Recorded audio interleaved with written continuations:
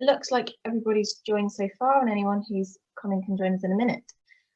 So, good morning and welcome to the fourth in the series for the Innovation Lab. This webinar series is here to showcase a mixture of innovation projects from the wider community energy sector and also from within our Next Generation programme here at CSE, which is funded by Power to Change. So today I'm really happy to introduce Barbara from Low Carbon Hub, which I'm sure a lot of you know Barbara, and she's going to be talking about their Project Leo. So it's really exciting to hear about that today. Before I hand over, I'm going to do a really quick Zoom run through, although I'm sure you all know how to use it by now, but just in case.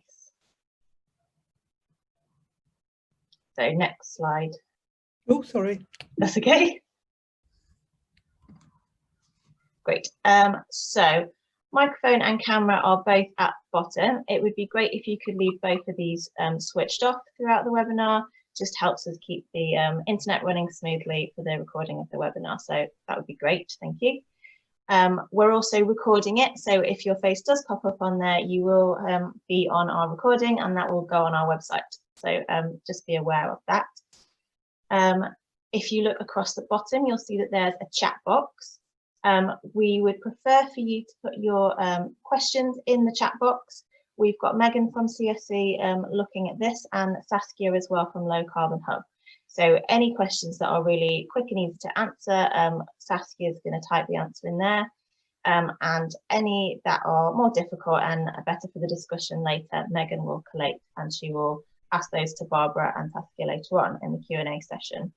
So please keep typing your questions in there and we'll collate as we go through.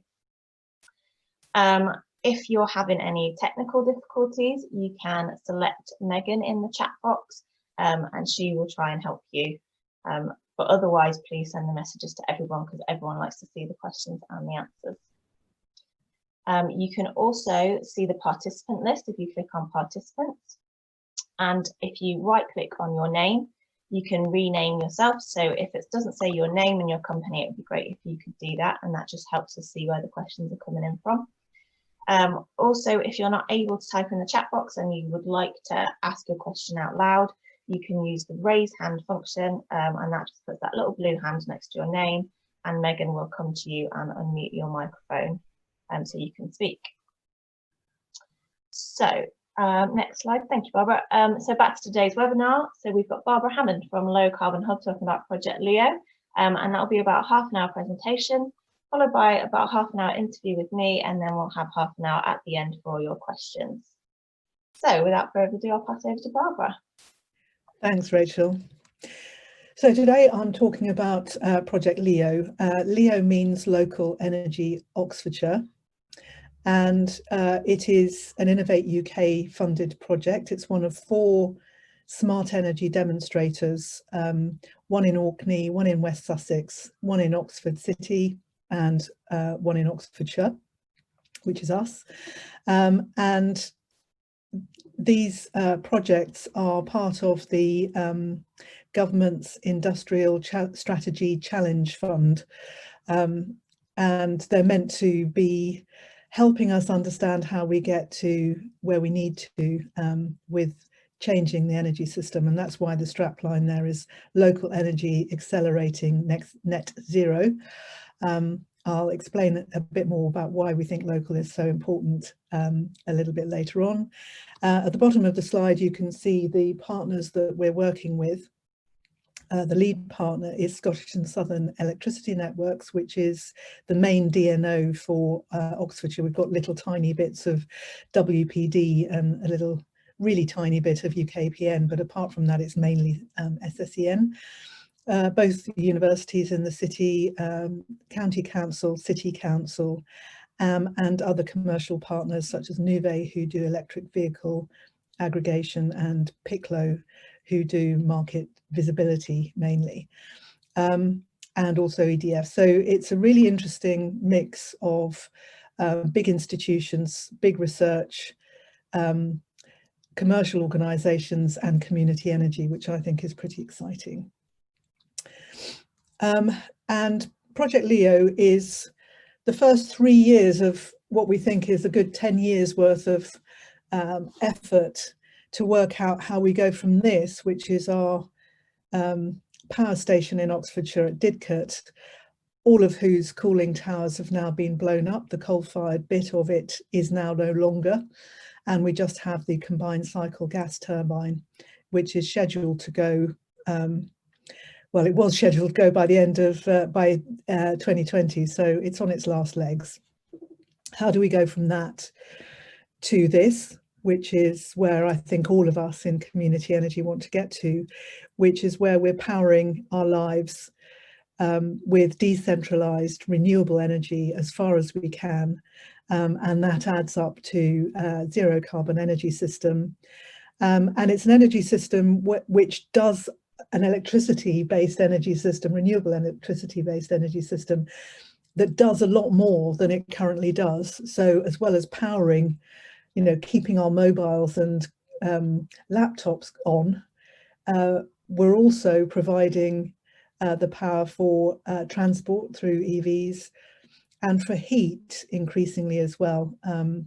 So we have to accommodate a whole lot more in the electricity system, and that means that it's got to grow the amount of decentralized renewable energy on it. How do you connect all of that? It has to accommodate enough renewable energy for power and transport and heat as well. And the question is, how do we do all of that with the grid that we currently have? How does that have to change? And how can we minimize the investment that we put into that in order to maximize the investment that goes into all of those decentralized energy installations? And our understanding is that all of that change, or the major part of that change, actually happens at what's called the grid edge, the low voltage part of the energy system, which is the one most, you know, that feeds into our own houses, our local businesses. That's where the change needs to happen. And one of the ways that we do that is by learning how to move energy through time as well as through space. The current grid that we've got is all about moving energy from big centralized fossil-based power stations out in one direction to the edges. Not only do we have to work out how to move energy through that grid from the other direction, but we also have to work out how to move it through time so that we can cover the whole of the day and we can cover all of the seasons of the year. And these graphs show where we are with the amount of renewable generation against times of use in 2018 and where we need to get to by 2030. How do you move that massive amount more of renewable electricity so that it's covering those peaks as well as and not being an excess during the middle of the day? And this is the diagram that Scottish and Southern Electricity Networks put into their strategy document from the move to describe the move from distribution network operator to distribution system operator that they're being required to do by Ofgem, where they have to become the sort of neutral facilitator of this change to the way that energy is produced and used in the regions and the local areas. And this is what really woke them and us up to the fact that there needed to be a partnership between the two of us, because we look at that diagram and we go, oh, that local community is us. We know a few of those, and moreover, we have a couple of hydros that fit into a local community in precisely the way that you've put in that diagram. Isn't that amazing? Shall we work together? That was the beginning of the journey that became Project Leo, as well as all of the local relationships we've built up over many years now with the universities and the councils and those local institutions that all came together as an innovation ecosystem that allowed us to put this bid together for £40 million worth of effort in a couple of months, which was a ridiculously short period of time, but we did it. And then all of those other partners that I showed on the first diagram are really looking at that bit of this diagram that has boxes like DSO in it, and TSO, and aggregator, and supplier. So that's all about how these services are, or how we turn the energy system into a series of services that can be traded to allow all of this stuff to happen, rather than into an ever-growing system of ever fatter wires and ever bigger switches to move the energy around. How do we trade it so that we don't need that to quite the same extent, and can really encourage those huge, really huge amounts of new generation and new storage that we need to have on the system. Why Oxfordshire? Apart from the fact that we have this amazing innovation ecosystem, it's because Oxfordshire, apart from having a bit of the SSEN network that fits very neatly onto the administrative boundary of the county, Oxfordshire is a place where the grid is already mostly near to capacity. So if you want to connect something new, it generally means that you have to pay a lot in grid upgrading to get your connection. And the other thing that is happening in Oxfordshire is that a shed load of development is coming at the community because of decisions that are made through the planning system. So we've got 123,000 new houses coming into the county by 2030, mid-2030s. And that's, you know, we actually only started with about 240,000. So you can see that for the wider community in Oxfordshire, that's a huge challenge, but it's a challenge for the energy system as well. Those people are going to want to travel as well. Those people are going to want to heat their homes, and the planning system at the moment doesn't make them produce passive houses that don't need much heat. How do you accommodate all of that?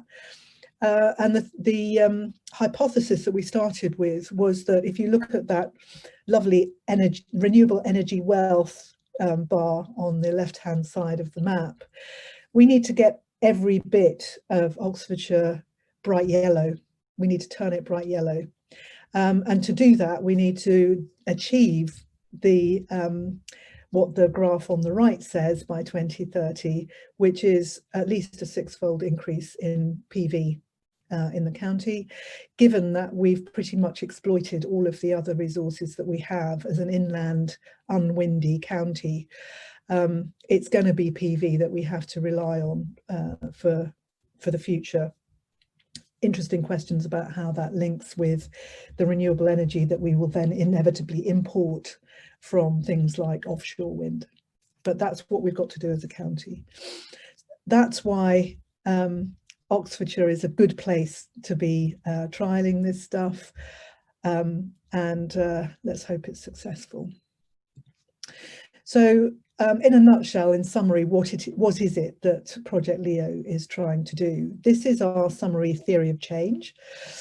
And we're trying to get to the sunny uplands at the top of the diagram, which show that we've done the energy revolution, we've got zero carbon energy for the UK, and we've done it in a way that means that everybody benefits from that change. So everybody prospers from that energy revolution. So that's where we're trying to get to. As I've said, this is the first 3 years in a 10-year project. So what is it that we're actually trying to achieve in Leo? And that's really the green. We're trying to show how Oxfordshire can become a local balanced energy system of itself. The hypothesis is that in order to do that, you need a local flexibility market, which is trading flexibility services, i.e. those services that move energy through time, and which make the most of the grid. And I'll explain a little bit more what we mean about flexibility services in future slides. And in order to do all of that, we need to facilitate really enormous increases in renewable energy generation and storage. And we need to do that in a way that is really simple and streamlined to participate in, because it needs to involve absolutely everybody. So what's Project Leo going to do? That's what's in the light blue boxes. We are going to demonstrate the operation of a distribution system operator model, where the DSO SSEN is going to be running a neutral market facilitation platform with a whole system coordination platform alongside it, which assesses what's needed and then puts calls out basically for those services. We're going to demonstrate the flexible energy markets that plug into that DSO platform. Show how the investment models might arise to produce assets that can fulfill those services. Work out in the box called Assets for Strategic Planning how the planning system needs to change and what underpinning, what information and evidence it needs to make different decisions. We're going to work out how to develop the community of skilled people that can ensure that we deliver within that system. And it's not just technicians and people who know about electricity and can build things. It's the people who can make decisions. It's the people who can take part. It's the people who can enable all of this, who want it to happen. It's communities. This is why we think community energy is so important to this transition. And both universities will be producing data sets for research arising from all of this work that can feed into all levels, from the local to the national, learning from the project. And then underpinning all of that, we have a programme of trials. We've called it Lean MVS. Lean is the model, which is that well-known business model, which is about how you fail quickly, how you work through iterations of developing new products so that you fail quickly and get a really good one very quickly. MVS means minimum viable system. We realized quite early on in our first year that it was quite surprising how little was known how to do this stuff. And we needed to work from the very simple, what components and what actors do you need working together? What's the irreducible minimum to work out what's needed for a service? Because it's not just technical, it's also the contracts. It's also how you do that automatically, how you automate it so that all of this stuff is working. It's sort of mind-blowing when you think about what information is going to have to flow in real time to make a system like this work. And we're trying to build up from the irreducible minimum to understand that. And as a result of that theory of change, there are 4 aspects that need to come together in a sort of DNA spiral, double helix, quadruple helix to make this project work. We need to have the right assets, trialing the right services to the right timetable in the right place. The energy system is geographic. You can't get away from that. You can do energy trading virtually, but the actual energy and the actual movement of energy is a local thing. It's a local phenomenon. So geography is really important. We've got a program. We've just had a 12-month extension because of COVID. So we'll be running until the end of March 2023. But we've got to, got to have a really robust timescale as to how we're going to demonstrate all of this stuff. The services, I'll go on to in a minute, what the flexibility services are that we're going to trial. And then the assets, we have to have a typology of assets. We need to know what the types of assets are going to be that we can try out in it. So exemplar assets in exemplar places to learn most quickly.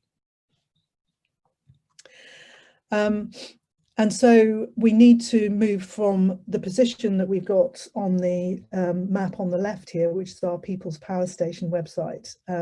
If you want to go and have a look at it, it's peoplespowerstation.org, where we've got a whole load of assets uploaded to that people have across Oxfordshire. That needs to be sort of organised into an understanding of how those assets map onto the primary substations. And this is what the right-hand side map shows. Project Leo is going to, SSEN are going to monitor 12 primary substations, probably 13, one added, and also the secondary substations, the important secondary substations within those primary, so that they can really see in real time what's happening with the energy balance in an area, and can demonstrate how close to capacity the grid is across, or in real time across the whole year. One of the revelations for me was that they don't do that, generally speaking, already. So they do a lot of their work is done to models of what's happened in the past that they expect to happen in the future. It's not actually done on real intelligence from the substations. So that's going to have to change, and that's a big change. What will we have at the end of doing all of this? We'll have a liquid flexibility market, and I'll go on to talk a little bit more about what we mean by that. We'll have prepared for that by testing the range of exemplars, as I was saying before.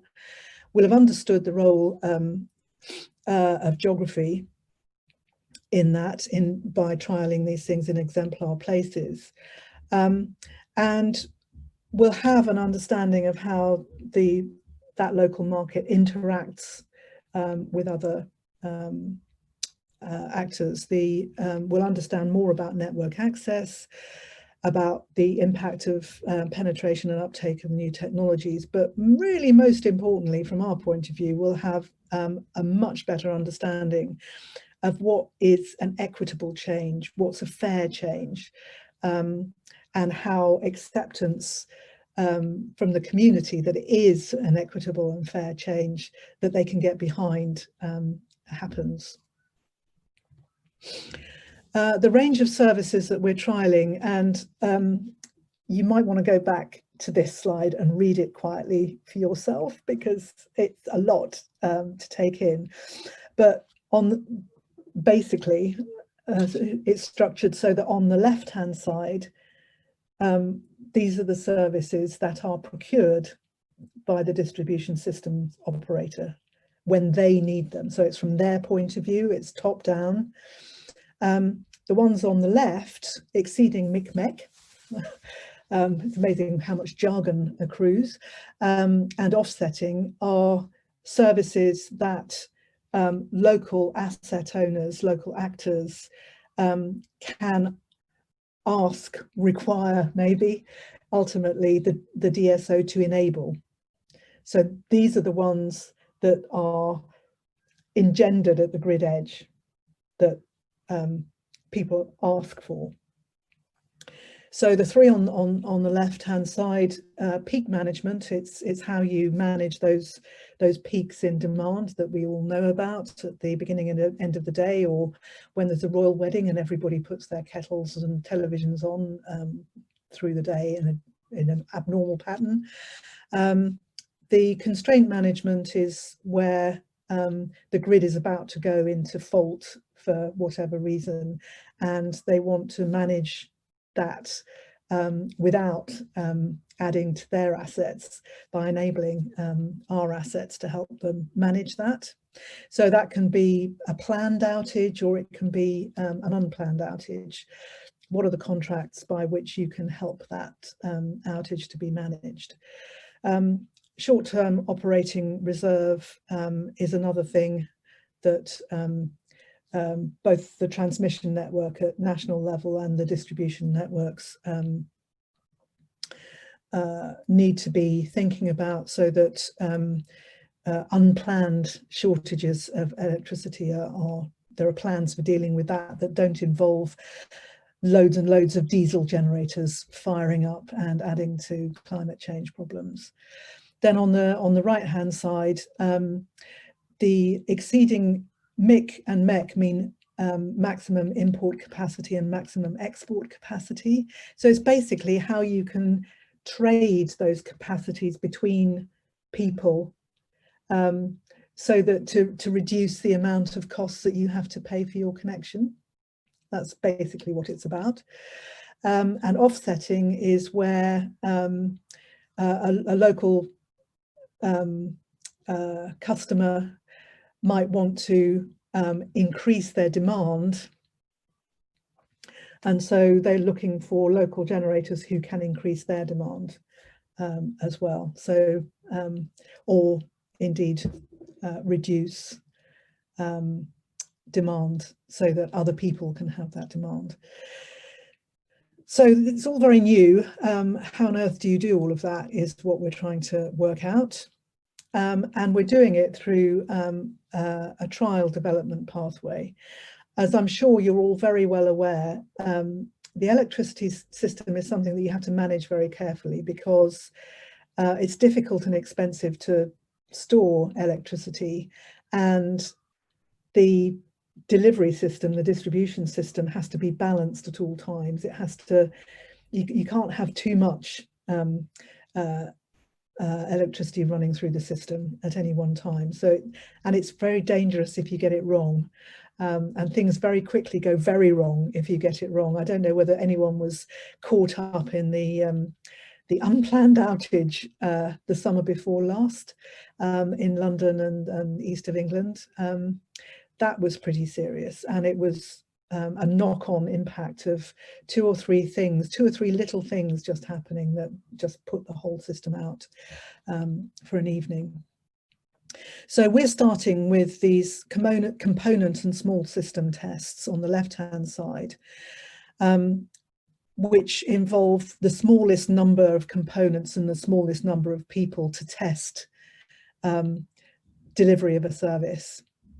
They're manual, they're basically switching things on and off, doing things with spreadsheets, phoning people up to switch on and off, physically giving a pound from buyer to seller, and they occur during working hours only. So they really are the sort of basic, how does this work tests. If those work, then you go on to the MVS Plus, which is when you are doing small trials that demonstrate the end-to-end service delivery. So this is more about how you automate processes, so that from call for a service to validation that it was actually delivered and payment, you understand how all of that's going to happen. There are about 20 steps in that. What are the contracts that run alongside those 20 steps? What's the data and communications protocols and equipment that you need in order to underpin that? It's not just about energy technology. And we're trying to do that at that stage with more than one asset, so that we're starting to increase the complexity.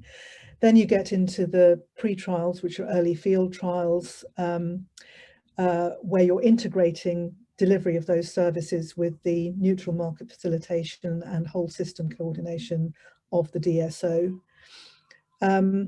And so you're simulating running it as part of a real market.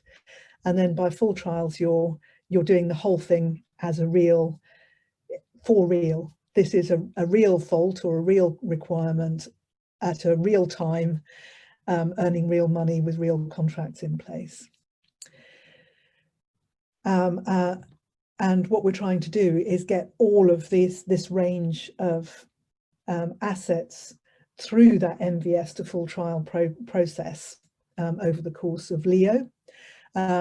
Exemplar projects, as I was saying, and so on the left-hand side, you've got the range of exemplar types that we need. We show where the assets are available to do that.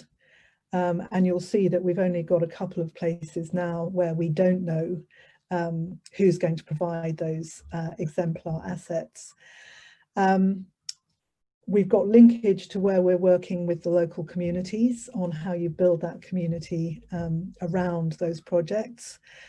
And we know where they can deliver real trials for that range of services, where they're likely to provide simulated trials, which can be from experience as valuable actually as the real trials. And again, where we're not sure yet that we've got the asset in place or the approval from the owner of assets to do that. So we're getting there with having the full set of equipment and trials that we need to have. And we're working out how to do that with this hypothesis framework, where we're saying the asset plus the service on the left-hand side, multiplied by an understanding of the technical, commercial and social viability, so building up from the right-hand side, produce in the middle products that are workable functionally, technically, viable commercially, and desirable from a social point of view. So people want to provide them and the community likes them too, and we know what are the social impacts, the pros and cons of delivering those services on people in the local communities. We're just revising actually this the trial programme, but this is what it looks like to get from MVS to full trials. We've got that extra 9 months now to the end of March 23 for Project Leo.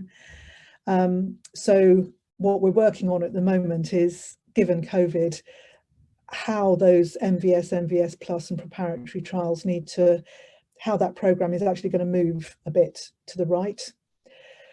But this is what we're going to come out with very shortly as a revise, to revise this slide.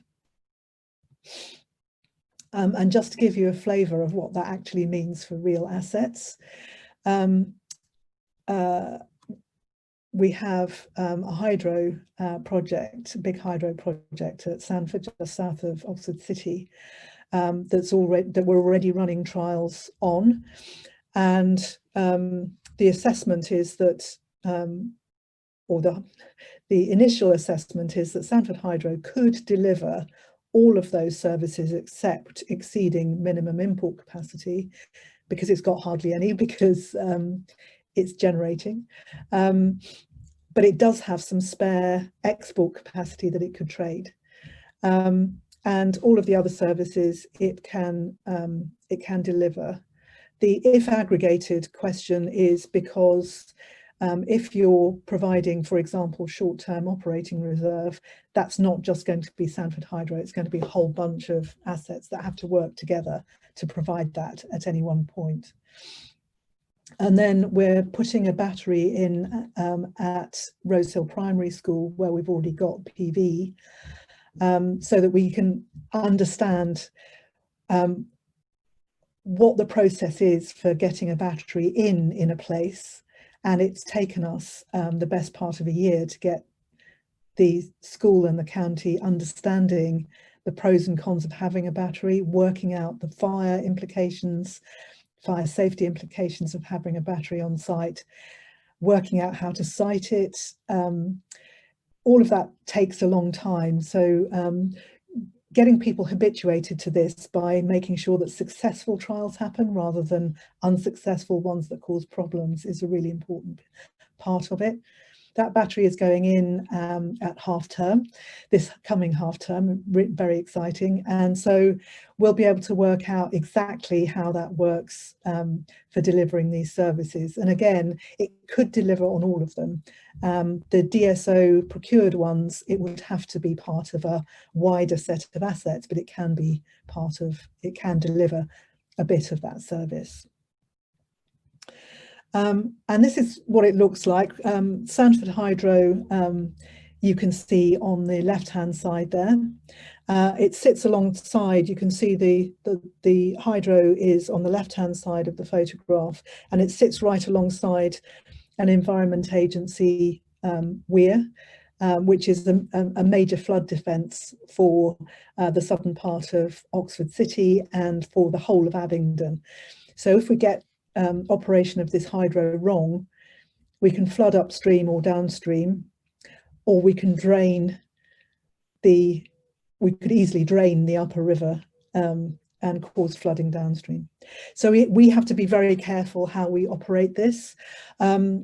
We've already demonstrated as part of MVS trials that Sanford Hydro can dispatch or not power, extra power, that it can use the storage flex event is really exciting for us, because it shows how you can use the river itself as a battery. And we're just about to go into the first trial of providing reactive power dispatch. And if all of one of the things that we're doing as we get knowledge about how these services work in practice, we're optimizing the asset at Sanford in two ways. So we're, with the Environment Agency permission, automating 2 of the gates on their weir so that we have total control. And most of the time it's those 2 gates that are open. So we get control over the river, which is quite good of them in the circumstances. And the other thing we're doing is optimizing the way that the screws operate. So we're putting variable speed drives on all 3 of them rather than on just one, so that we can really play tunes on them precisely according to what the river levels are doing. And we think for Sanford Hydro, we'll be running these MVS trials right the way through Leo, because we'll need to learn over a period of time exactly what we can promise to deliver as a flexibility service, depending on the state of the river. And we need to get our forecasting of what we can offer into the market really honed. So we're also going to be working with Westmill Wind Farm. So the two are wind and rain are much less predictable than sun in terms of what you're going to get when. So we really need to understand how to forecast those well and in an automated way. The graph there shows the storage flex event. So if you can see the green line, we switch the hydro down in order to store water, a couple of inches of water behind the hydro. We did all of this, is all within our operating agreement. We didn't exceed any limits on our operating agreement to do this, but it just shows that we can store up water over a couple of hours by reducing our power output in order to get to double, in fact, the power output over about an hour and a half, 2 hours, which would be very useful for the morning or the evening peak, for example. Very exciting stuff. I can't tell you how brilliant it was to get that trial done and see that it was really possible to use a river as a battery. And this is what the ice cream cone, as we call it, hypothesis framework looks like for Sanford Hydro, where we're testing the constraint management, peak management, offsetting and MEC. It's a generation project, and the sorts of considerations that we have to ensure that it's workable, viable and desirable on the right-hand side. We need to get the comms working between the hydro drives and the EA systems really well.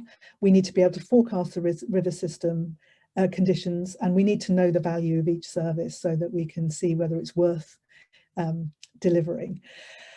Then under commercial viability, this one is existing, so it's working out what the upside is to the existing financial model against the cost of actually delivering that service, because obviously there are transaction costs involved, and what the value proposition is, the cost of doing it versus the extra community benefit we get through upsiding the model. And then in terms of that product being desirable, we need to keep the EA on side, make sure that they are comfortable that we've got flood risk covered, that we really know what we're doing. We need to make sure that the boat users, the river users group, don't keep having their breakfast disrupted because the boat tilts like that because we've run too much water in through the morning peak without telling them that that's going to happen. And that we get the community that accepting the sort of systematic use of the whole River Thames as the battery potentially with runs of hydros storing water overnight, for example. They all then in concert run through the morning peak. And this is a map of the Smart and Fair neighbourhood project that we're then going to develop around Sanford Hydro. The interesting line here, or one of the many interesting lines, what we're trying to understand is how the orange line, which is the primary substation boundary, with the substations within it, map onto the administrative boundaries of the ward, the parish, the district councils, and how those boundaries map onto the community boundaries as well. Because an interesting thing we have here is that it's the community of Sanford, which is actually to the east of the little blue dot that is Sanford Hydro, that started off the project and made the first bits of it happen. But Sanford Hydro is actually in the primary substation that serves Kennington, which is the river on the community on the opposite side of the river to Sanford. So that's an interesting thing in terms of community ownership in itself. So what we're going to be doing is working out how the little the industrial estate, which is just by the red square that's the primary substation, can interact with Sanford Hydro to develop solar on the roofs, demand side reduction, energy efficiency projects, how they can actually start working as a little system within that primary substation. And then the Rosehill PV and battery project, this is a real exemplar. I mean, we'll learn a huge amount about how batteries and rooftop solar interact and how to make a repeatable model out of this set of trials. We understand that low-head hydro is a niche interest, but this is one that could go all over the place. The schematic on the left is the battery that's going to go in at half term. The lovely school children on the right are not actually Rosehill school children, but it's a school very like Rosehill. Just gives you a flavour of what the school is like. And again, this is the service capability assessment on the left-hand side and the product development on the right-hand side. It can be part of delivering all services. It's in the prosumer category. Hate the word, but anyway, it's being used increasingly because it has both generation and storage. And the issues that we're addressing through the trials in all the 3 flavours of ice cream on the cone are what amount of comms and metering you have to have on the battery and what it can cope with in order to deliver those services. So we're working very closely with some very brainy people on that. How you do remote switching down of PV is a new thing that we've realised we've got to understand. And again, what the cost and value of each service is. And then in terms of commercial viability, we've got upside on the existing PV, but main thing, we've got to understand when and why and how a new battery post-fit and post embedded benefits disappearing is actually going to work, so that we can influence the way that policy is developed for the new charging regimes. And then in terms of desirability, we've got to make sure that the school understands what's happening, that it's okay for them that we switch things up and down within the school day. Maybe it'll only be after the school day during the evening peak, who knows? It's going to be interesting to develop that understanding. And how does this project fit with the Rosehill and Iffley low carbon, long stated ambition to have the first zero carbon social housing estate anywhere? We think it's still a first to be gone for.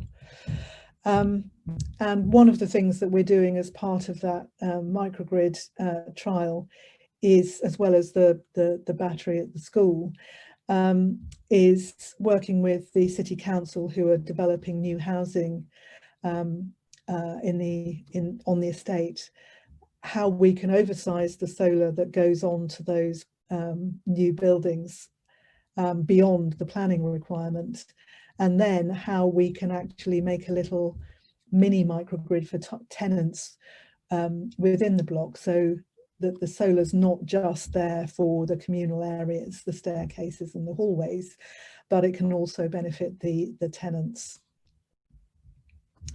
And with this one, the primary substation area is in orange, but we're definitely working within the blue area for this one, which is the Rose Hill and Iffley ward, which already has a lot of solar there, which is mainly on city council-owned social housing.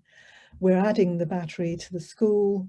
There are bits of battery, won't go into the history for that, at the community centre, which also has PV.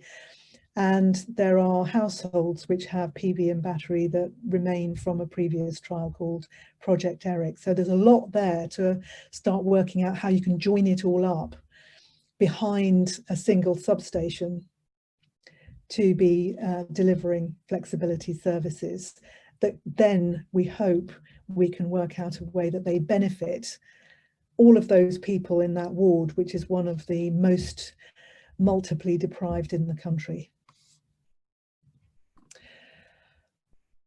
And that was a quick run through Project Leo. I hope it was intelligible. There'll be slides that you'll need to go back to, I should think, there's a lot of writing on them. But please, any questions you've got, very, very happy to answer or try to answer. Thank you very much, Barbara. That was a fantastic whistle-stop tour of a huge, huge project. So thank you very much. And yeah, those last two examples of the Sanderford Hydro and the primary school were great for really understanding how it will work in practical terms. So we're going to spend a little bit of time doing the interview questions now, but please keep typing your questions into the chat box, and we'll get to those, as many of those as we can. But first of all, we'll go to the interview questions. So first one, where did the need for your project originate? At national government strategy level in terms of the funding, but it was something that we had already been working with partners in Oxford on how to move. You know, we all sort of understood that the next stage was this, and we were doing that as part of a European Regional Development funded programme.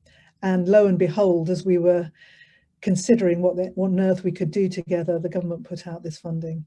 And as I think I said in the presentation, it's an absolutely key thing that we're going to have to work out how to do if we're going to get to an energy system that is mainly powered by local, very decentralized renewable energy sources. Great. And who are your key partners? So you mentioned a few as you went through. Who are the real key ones? Yeah, so the key partners are partners that we've been working with back before the hub was even thought of, when Saskia and I were working as volunteers in West Oxford.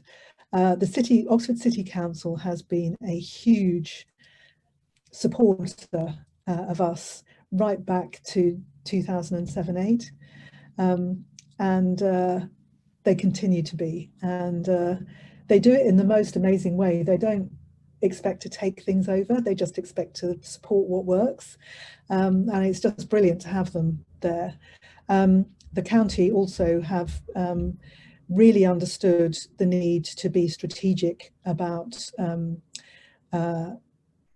how the energy system in Oxfordshire develops, and it's been really great to see how they and the local enterprise partnership have moved into that support position as well.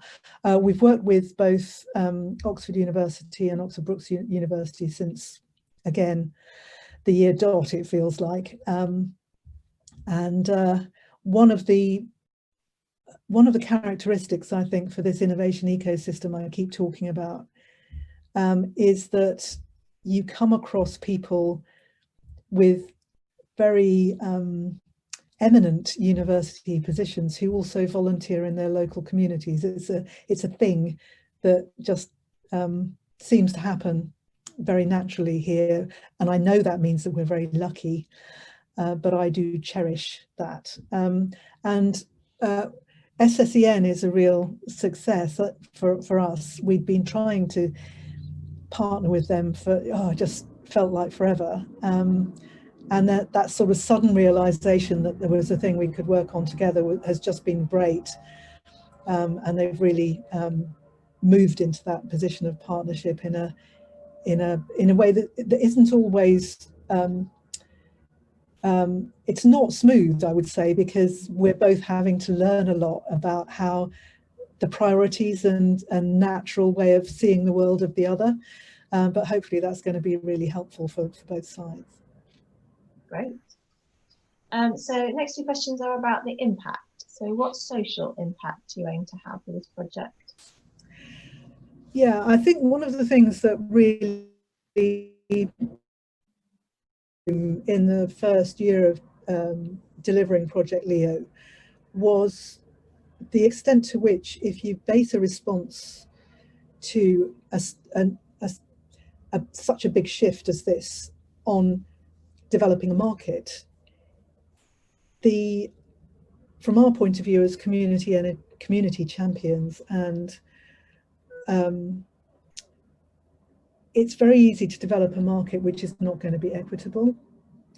And the iconography, the pictures that we all have in our minds and talk about when we talk about delivering flexibility services are those which are full of white people who are middle class, have a drive with an EV on the driveway, PVs on the roof, and can offer those, and are getting their Tesla Powerwall that they talk about at their dinner parties. How is that inclusive? How does that become inclusive? How can we convince the powers that be that an equitable market is going to be much more efficient in the long run than one that isn't? How do we convince people that it's the truth as we see it, that in order to get that energy transition and to have a zero carbon energy system, you have to work with 100% of the people. It can't be an 80-20 rule like the transition to natural gas, where, you know, I don't know what the percentage is across the country, but in Oxfordshire it's about 26% of the area or households are off the gas grid or already have oil-fired heating or electric heating. You can't have that. You've got to have 100% of people involved in this. How does that work if you're going to have a market system? That's our role in the partnership. And we are having to work very hard on keeping that in there. And we hope the social impact we get out of it is that that's properly been taken into account in designing this new market. Mm-hmm. Yeah, definitely. You can see that from the way that it's set out to include social factors. That's not an afterthought, it's definitely part of the project, isn't it? Okay, so the next one, what is the environmental impact that you aim to have? The driving force for all of us in the partnership is about reducing carbon emissions, and that has to be the absolute top environmental benefit that we get, because it's becoming such a threat, and we're seeing that all the time now. But we're also seeing some really irrefutable evidence coming out now from, you know, films like the wonderful David Attenborough about extinction. We have to make this change in a way that is supportive, you know, is properly sustainable, so that we're not making these changes without thinking about how you support biodiversity and the total biomass of the wild populations as well. So, you know, the most basic, we have to know that ground mount solar we're proposing is not on the best agricultural land. It is done in a way that demonstrably improves biodiversity. If we can have honey production on all of our solar ground mounts, all the better. But you know, we've got to be able to demonstrate that these projects equal better biodiversity. I think we can, but we can't fudge that. Great. So what is the potential for your project to be replicated by other groups in different areas of the country? And if someone were to replicate this project, what is the first thing they need to consider?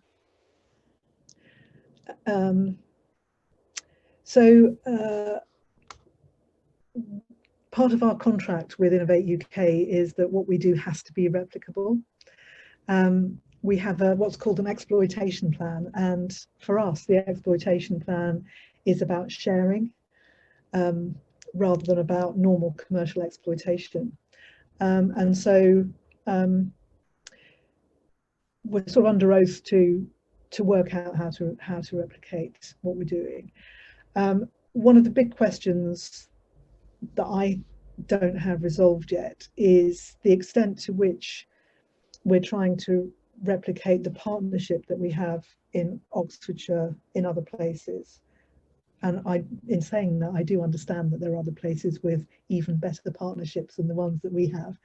But in those places where they aren't, how do you replicate quickly those systems of partnerships that we've been nurturing for the last 15 years? That's an interesting question, which we haven't resolved yet, but at least we've named it now. Then there's the question as to whether we're trying to replicate this in a purely community energy way. You know, are these community energy commercial models that are post-fit models that others can do? I think parts of what we do will be. You know, the rooftop solar plus battery has got to be something that we all understand and repeat till the cows come home. But I don't think that sort of systematic approach is something that what we're trying to prove in it is the necessity of having community energy part of that whole systematic local approach with those major institutions in it, that we are part of the long-term stewardship of the planning to make this happen. And so I think for community energy, it's the commercial models for community energy, but it's also how you do that local area energy planning and how you do it in a way that really puts in place the long-term sustainable stewardship model for those plans in a way that is seen to be legitimate by other local partners. So how do we work with parish councils and district councils to ensure that the plans that we all put in place are actually delivered? That needs resources. And I don't think that local authorities are going to be able to promise that those resources are going to be there. So I think that community energy as a sector is going to have to be thinking about how some of that community benefit that it is so good at putting in place is used to do that long-term stewardship job. And if we do it and are seen to do it well, that will just give us one of the most key positions in the whole transition. Great. And final question. What are the key lessons learned that you think other people should know? Number one is that we've learned over time, and that's been really reinforced during Project Leo, is that institutions of society have to have safeguards built into them, which makes them difficult to change. Because you don't have stable institutions if that's not the case. And that means that if you're trying to change the way they work, it's a very frustrating business, because it's almost like they're set up to defeat you, and in a way they are.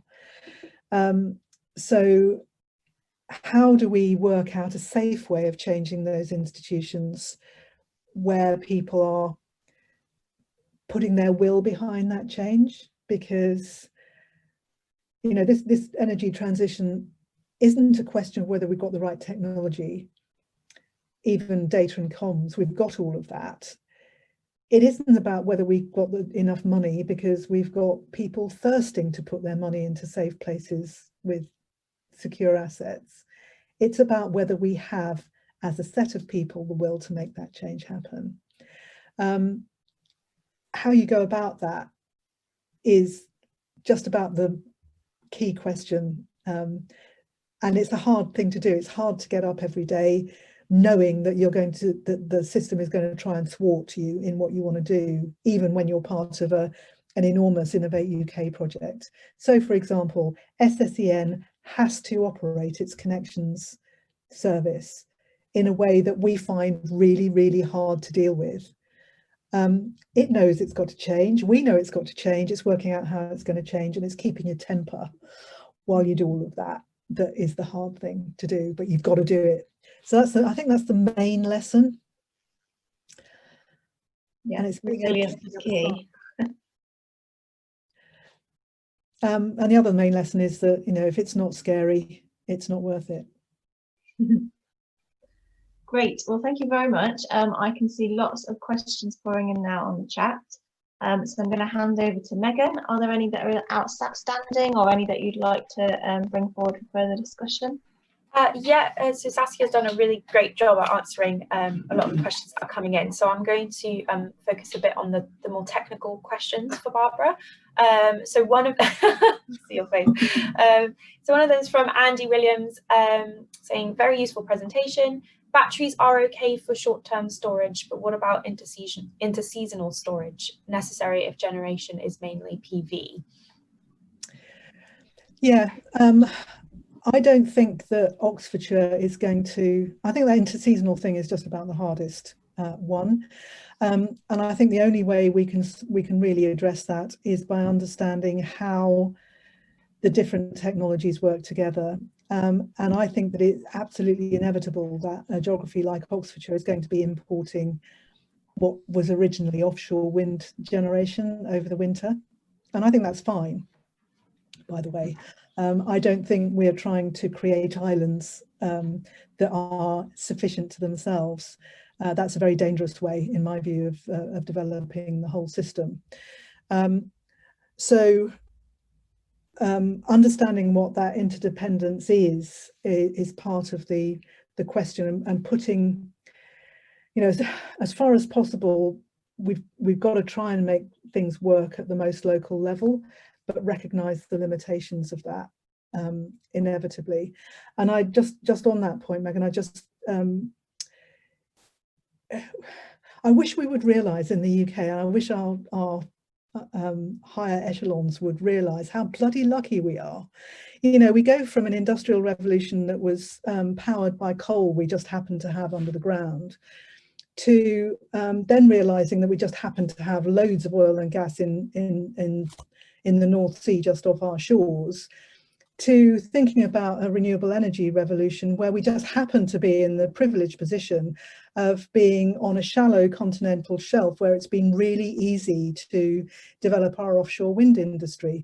We are so privileged here, and we don't celebrate that, and we don't rest our whole sort of, yeah, we can do this, it's going to be a brilliant future because we've got these amazing natural assets and attributes. I wish we would. Sorry. Yeah, that's a really good point. I never even thought about it that way. But the other technical answer to Andy's question, of course, is about hydrogen storage and ammonia, and working out where that's best used and where it's best placed to have the investment put into it, is a really interesting question for me. And I don't think that it's good enough to go, oh, we can't be bothered to retrofit all our houses, so we'll just chuck a whole load of hydrogen into hydrogen boilers for them. That seems to me to be a really sort of, you know, the rich people will retrofit the houses so that they don't have to pay for the hydrogen infrastructure, and it'll be left to the poor people. We've got to have a better way of thinking about it than that. Okay, thank you very much. The next question I got is from Richard from Carbon Co-op regarding the mini microgrids. Are these tenanted properties unmetered with a service charge for electricity? If not, how are you metering and complying with competition regulations? Yeah, the tenants will be metered. They will be able to opt in and out, but we'll be having an import-export meter at the point where you know, at the whole block level, so that for those tenants who have opted in, we know exactly how much they've used against what was generated and stored, and they get the benefit of that. Okay, thank you very much. We've got a question from Andrew Larkins. Are you working on the basis of open data, sharing information on costs, revenue, and power flows? What, I missed the word, what data? Open data. Open data. Well, that is a 64,000 billion trillion zillion dollar question, and I don't think that is yet resolved. I think it has to be open, but there are people who would disagree with me. I don't really see how the whole thing can operate without complete transparency. GDPR makes that difficult. Current legislation for DNOs makes that difficult. For example, the large-scale industrial demand-side reduction category, where we have ambers at the moment on the service asset matrix, we can't work with SSEN on making contact with people we know from our stakeholder network, because SSEN can't tell us the names of the people who've got the big MPANs with them. AMPAs. So, and the other big question of transparency is about connections. I think the only way that those DSO-enabled services are going to work is if people on the network can know who their potential partners are.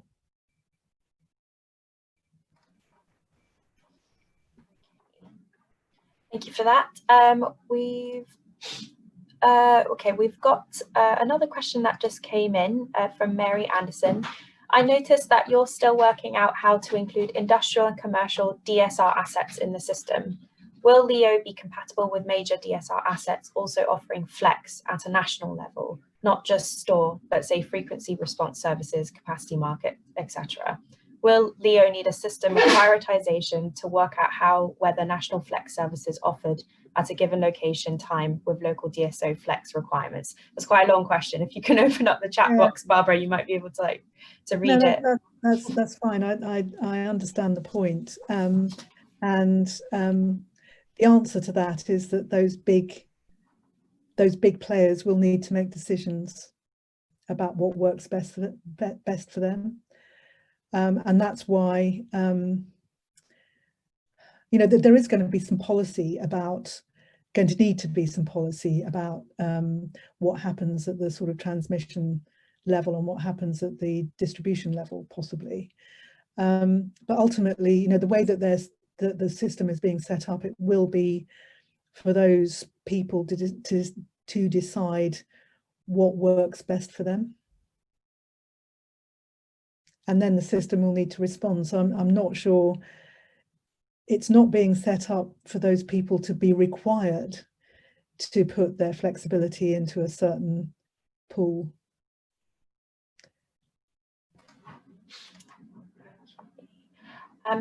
All right, Saskia has just brought to my attention, there was a question that came in earlier that might be good to get your thoughts on, Barbara, from Ian Smith from Orchard Community Energy. How supportive, proactive is the City Council in insisting on higher than minimum building energy standards for new builds? What are the considerations, lobbies that limit what they do here? What can be done to move this limit? Yeah, that's a really key question. And one of the Smart and Fair Neighbourhood projects we're working on is with Ensham, where they've got over 2,000 new houses plus a business park and a park and ride planned to add on to the existing village. And quite apart from all of the angst that that's caused for the local community, the question is what the current planning system allows you to require. So it's not just the City Council here, it's all of the district level authorities that we work with across Oxfordshire where this is an issue. And they all do their best, and they've all signed up to the climate emergency. They've all got people working on how to turn that into a reality. The planning system is a really hard nut to crack because it's like a super tanker. It's huge and it takes a long time to change direction. And we've been talking with we've been working particularly on a proposal for a new what they're calling garden village on the outside the current village of Ensham, which has a promoted developer coordinating 7 landowners, and their remit is to get the best deal for those 7 landowners.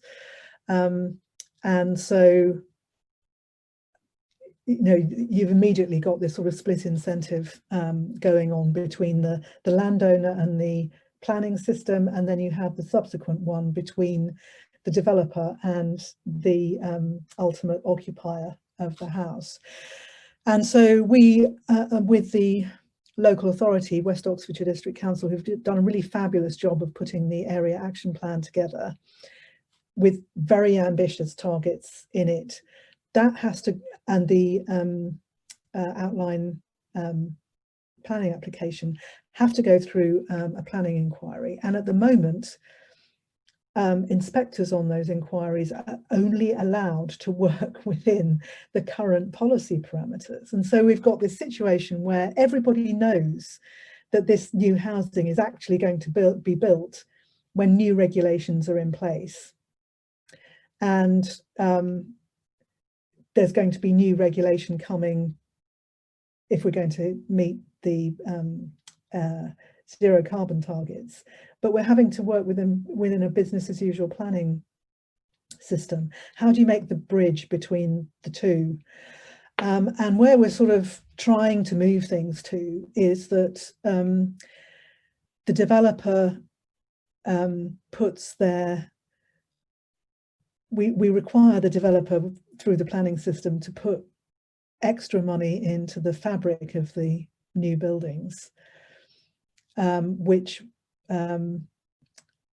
viability studies, and I know that anyway, the viability studies we've got suggest that it's an extra 2% on the building cost to get passive house standard. And we find other ways of developing the renewables that go along with that, that turns the investment into those renewables into a long-term payback where the household can pay a service charge. Whether we get there or not is a good question. It's uncharted territory, but at least we've got everybody understanding that that is a necessary question to ask in current circumstances. And we've got 2 of the 7 landowners who have to be seen to be playing nice. Quite how much influence they have on the other 5 is a question. So they're doing what they can, but it's really hard work. And that's why we need to develop a very strong local area energy planning system with long-term stewardship that is properly resourced. And I would say again, that is a place that community energy really needs to populate and be seen to populate. Thanks, Barbara. In very similar vein, just as I asked that question, we did get a question from Mike Andrews from the Cheese Project saying we identify catastrophic heat loss in new builds through the use of dot and dab dry lining. This is a national problem. The gap between design efficiency and build is a national scandal. Are you going to address energy demand in a future scheme?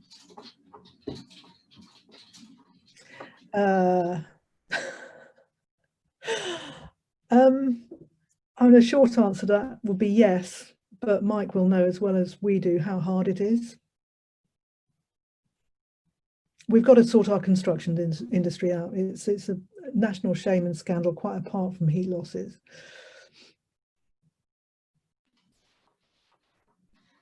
Okay, well, that's all the questions that have come through. If anybody's got any other questions, you can ask them in the chat box or feel free to raise your hand so I can unmute you, since we've got about 15 more minutes.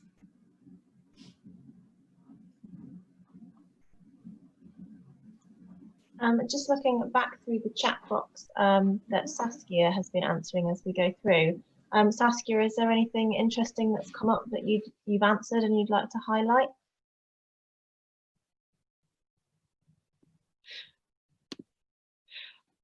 I was just picking up on that last point on energy efficiency, and although a lot of what Barbara's focused on in the Leo talk has focused on generation and flexibility, just to emphasise that for us, energy efficiency in the performance of buildings, whether it's new build or improving the performance of existing buildings, is absolutely critical part of how we're going to get to a net zero energy system.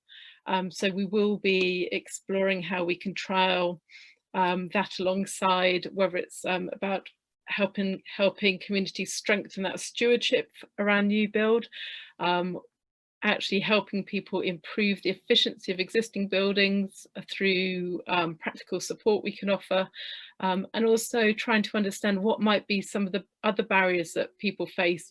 We have another project, one which Barbara didn't mention, but one of our other 7 smart and fair neighbourhood trials, where people have identified that there's a potential barrier to energy efficiency, which might be actually people's perceptions of what they're allowed to do under the planning guidance, which may be because of people's previous experience or just about misconceptions about what they're allowed to do. So that's another area we will be exploring, but completely agree that energy efficiency is going to be critical to that. That was a key one from me. And I think, Saskia, just emphasising from that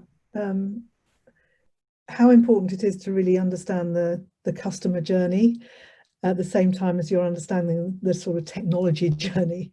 You know, how do people get from no understanding that they could be part of delivering the service to have that service being deliverable by them that in a way that's good for them? It's the same thing with energy efficiency, isn't it? The customer journey is just really critical to the whole thing. Great, thank you both. We've actually just got a few more questions that have come up, which is great. We've got a question from Andrew Larkins asking, are you still looking for new technologies to add to the trials? No. Did he have something in mind? Andrew, did you have something in mind to add to that, or was it just in general? He says yes. Would you like to? Should I unmute you to say them? Let me know if you'd like me to unmute you. Oh, you can unmute yourself. Great. Hi, can you hear me now? Yeah. Okay, yeah, I'm just interested in, you obviously are trialling an enormous range of different technologies, and I'm really impressed with what you're doing there, but it's quite a long-term program. So are you expecting that as things evolve, you may include new things, but I can imagine you're almost totally overwhelmed at the moment. Yeah, what sort of thing were you thinking of, Andrew? It's a technology that potentially impacts vehicle to grid charging and improves some of the characteristics of that.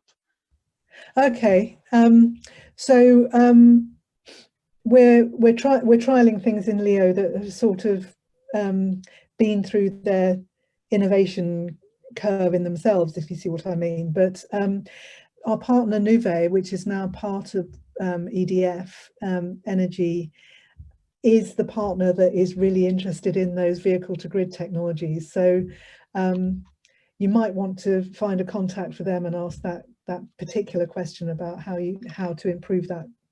Okay, great. Technology. Yeah, thanks very much for that. No worries. I think it'd be fair to say that, as Barbara mentioned, it's not so much that this is a trial of innovation of new technology. The innovation is how you get those bits of technology to work together within a commercial setting and a new market setting, and most importantly how it interacts with people. That's the absolute key. The key to all of these technologies is getting something that is easy for people to understand, easy to adopt, reliable, and yes, generates a degree of interest, but ultimately is something that goes on in the background and happens seamlessly, and financially overall makes sense and somehow manages to include all communities. And that's why it's such a great challenge, because there are so many different factors involved. Yeah, exactly. Which is why we keep saying it's the first 3 years of a 10-year project. It's really fiendish. Thank you, Andrew. We have a question from Finn asking, do you have capacity to help other regions like Leeds City region?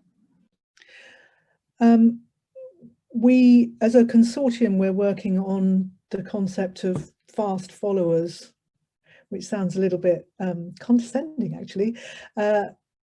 So again, it's part of the deal with Innovate UK that we share what we learn, and we work out a plan for how we move on to help others to share the benefits of the Innovate UK programme. Quite what that turns into, I think, is still a little bit of a question, bearing in mind that we're only a year in and it's exhausting. And I've sort of felt ever since we started working in this area, I don't know how you feel about it, Saskia, but I sort of feel that people have wanted to learn all the way through. People have wanted to learn before I felt that we'd really got everything down and understood in order to share it safely. So it's been a constant tension. I don't know how you feel about that. We absolutely want what we do to be scalable and replicable. You know, that's our aim, that's what success will be. But as Barbara says, at the moment we're still at the beginning of learning ourselves, and so yeah, we'd rather get it wrong ourselves. Somebody was asking about why we picked Sanford. I mean, Sanford is owned by the hub, so we you know, we are able to put in that time and effort and learn how it doesn't work ourselves, and before we start involving other communities and other, you know, getting too broad in involving communities as well. We're really mindful that you've got to be respectful of people's time and the effort and the energies that are people putting in. So I was chuckling when I saw Barbara's earlier slide. The very first domestic programs are actually 3 of the people who are personally involved in the program, letting their own houses be the ones that are experimented on, and who will take the pain when it doesn't quite work, and that pain of all the learning and how to get it precisely wrong. So yeah, we'd love to share that. That is our ultimate aim. That's what success would be for us as a project. But we've, as Barbara said, we've got to do the learning first. You've got to take the pain. Yeah, but one of the really interesting things about using Sanford is that we actually failed to deliver the first MVS service twice. Once because a gate failed, and another time because the river wasn't there was too much water in the river, and as the project as a whole learned more about the end-to-end contracting process from those 2 failures than it had done from the other successes. So that sort of cycling quickly to fail quickly is a really important thing, and then how you turn that into learning that helps others to succeed rather than repeating the failures is the key thing. But yeah, absolutely, we've got to get this out as quickly as possible, as safely as possible, if we're going to hit the target. Thank you. got a question. Well, Saskia did kind of respond to part of it about the hydro and whether you looked at many other hydro projects before choosing Sanford. And if you did look at other projects, did you have any initial indications as to how widely achievable this flex from hydro is on other schemes? That's Richard. Yeah, no, we're absolutely confident that other low head hydro schemes could deliver these services. And as Saskia said, Sanford was obvious because we own it. We're also working with Oseney Lock Hydro, which we're both volunteer directors of another community project that owns it. High head hydro and mega hydro in Scotland, yeah, it would do it even more easily than low head hydro. So hydro isn't a huge is never going to be a huge percentage of the ultimate renewable energy mix. So what we learn that's hydro specific from this is going to be niche.